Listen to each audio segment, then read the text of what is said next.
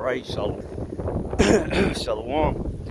First and foremost, I want to give all praises to Yahweh, Ba'ashem, Yahushai, Ba'ashem, Chakadash, double honors to the elder apostles, great millstone, and salutation to Yakim out there pushing out his word in truth and sincerity. And it's the brother Ash, great millstone, Tampa Church.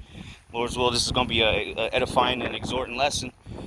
You sincere brothers out there, and the men, women, and children that are learning and believing on Yahweh, Ba'ashem, Yahushai. And I just want to do a quick video, talking about something the heads. We were talking about in the head chat, just about looking at the people.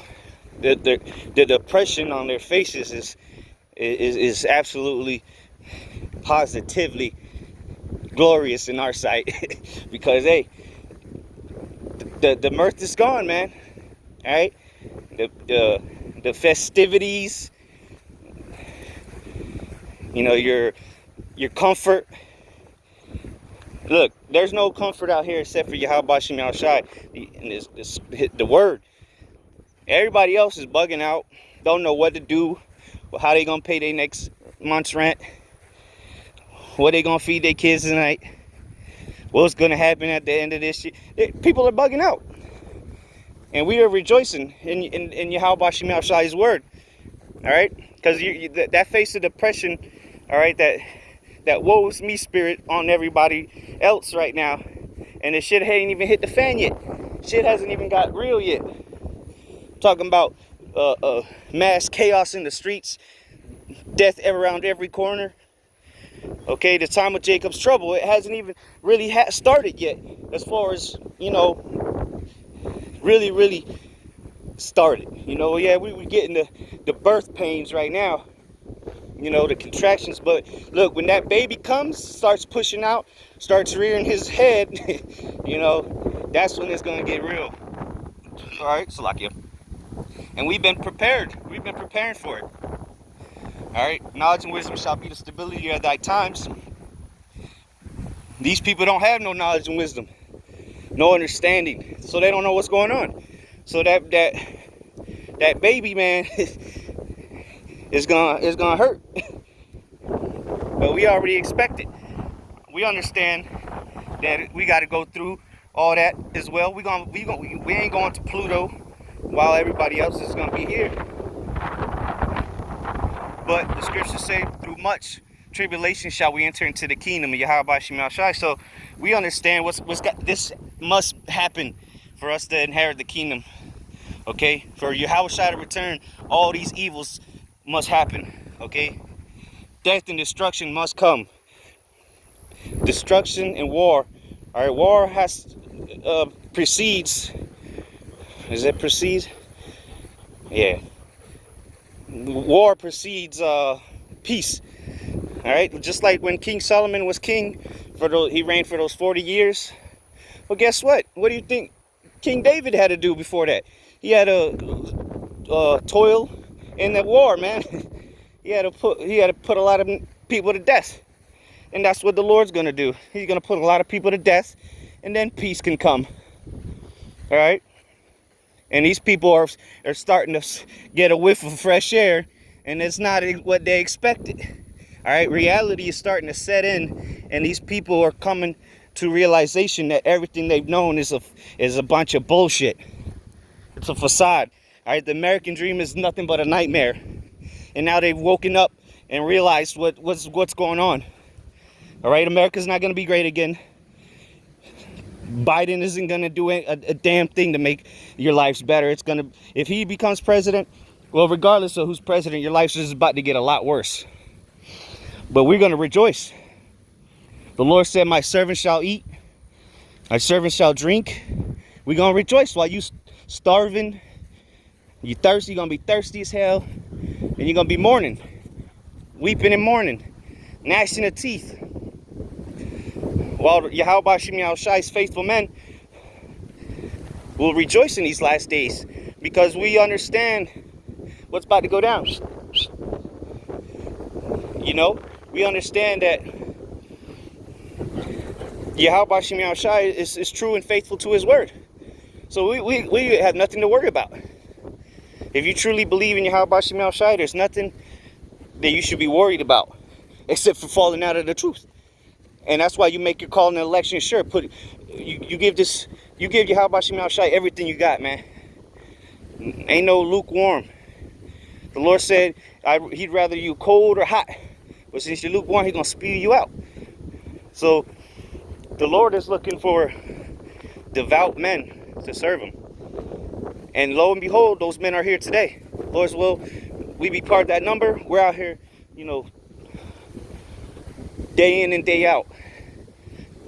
Spreading this news, spreading the gospel. Praising Yahweh Bashim Al Shai's name. Okay? We're hastening in his return. Hastening in that day because we know that day is going to be a day of destruction, but also a day of salvation. Okay? Great deliverance. And that's what our expectation lies in, our hope, our faith. That Yahweh Bashim Al Shai is going to come and deliver us in the midst of Jacob's trouble, all right? World War III, nuclear destruction, all right? The righteous shall scarcely be saved, all right? That's when we're going to go up to Pluto, so to say, and everybody else is going to be down here to get burned up, charred alive, okay? The Lord said we're going to go into his chambers to the ignorant nation pass over, So we gonna be, Lord's will, up with Yahweh Shai as the nuclear missiles are devastating this earth. All right, all of America is gonna be burnt from shore to shore, from sea to shining sea. America's gonna be burnt. Not one damn twig left in this place. The scriptures say, Malachi 4:1. Behold, the day burneth as an oven. We ain't talking about easy bake ovens either. We talking about hot thermonuclear fire. Something that has never been felt before. But the majority of our people are going to feel that. All right, everyone in America, if you don't get salvation, you're going to die a gruesome death. And if you make it all the way to the end, you're going to die of nuclear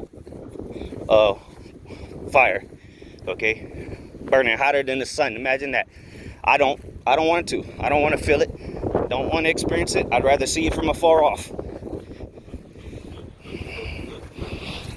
And these are the things. That's why the scriptures say, "Comfort ye one another with these words. In the twinkling of an eye, we shall be changed." This should make you rejoice, seeing all these prophecies come to pass, because we know we're closer and closer. The more things that happen, the more destruction that comes. We know we're edging closer and closer to Yahweh Bashim Yahweh Shai's day of doom. Doom and gloom. Amos 5 says, "Woe unto you that desire the day of the Lord. To what end is it unto you?" It ain't talking about to the 1/3. Talking about to the 2/3. And all you Christians, Edomites, and all you other heathens. Alright, the day of the Lord it ain't gonna be a good day for you. I'll tell you that right now. It's not gonna be a good day. But for us, it'll be a glorious day. Okay? The end of corruption. Woo! The end of immortality. The end of mortality, Salaki. And the beginning of uncorruptibleness and immortality. Okay? That's going to be the transition right there. That day when the Lord returns, cracks them skies with the chariots and calls up the elect to meet him in the air. That is it. That is when the world will see righteousness in its true form. And the righteousness will be set up on this earth after that day. There ain't no more wicked ruler. No more unrighteousness. Just pure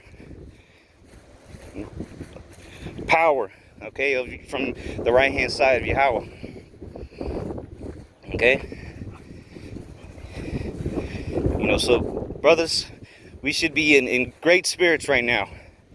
All right, you shouldn't be all depressed. If you're depressed, I don't know what the hell you're thinking. You should be ecstatic concerning the times we're living in. Yeah, again, we understand shit is gonna get bad, but if you have faith and you truly believe, everything's gonna be all right. All right, because the Lord he can't Yahweh he can't wait to come and get us, man.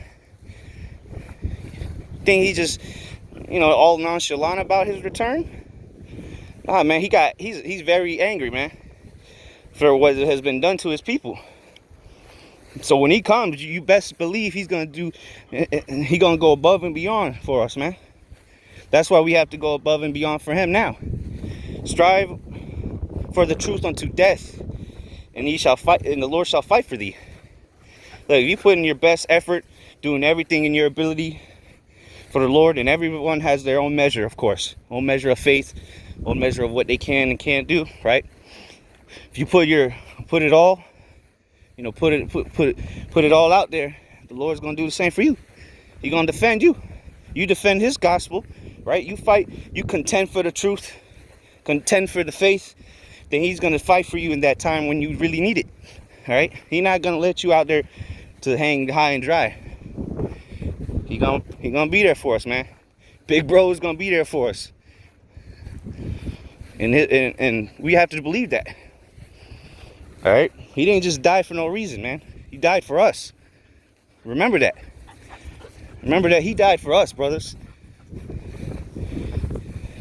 So we have to show that same love towards him, man.